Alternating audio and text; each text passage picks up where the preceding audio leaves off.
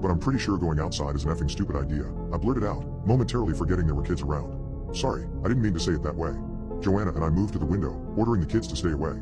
On the other side of the street, one of our neighbors stumbled out, seemingly disoriented. He was wielding a bat.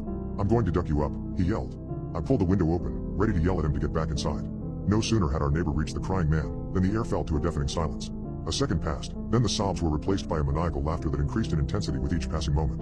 Though we all knew the laughter came from the man, it simultaneously sounded like someone was standing inside our own house.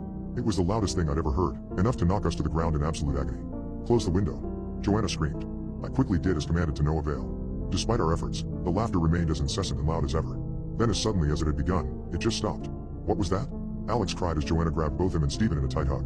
"Shh, it's okay," she said as comforting as she could. "Just stay away from the windows, all right?" By the time I could stand up to assess the situation, our neighbor had long since vanished. All that was left in his absence was a trail of blood and guts that led up to the monster of a man, who'd promptly returned to sobbing relentlessly. "He's gone," I let out in merely a whisper. The next hours were spent in absolute silence. All we could do was wait for sunrise and pray for a hopeful escape. We kept the television on, should any news appear. Our kids, while worried, were too young to fully grasp the gravity of the situation. In a way I envied them.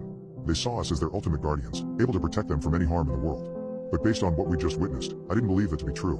We moved to the kitchen to grab some food, counting down each minute until daylight.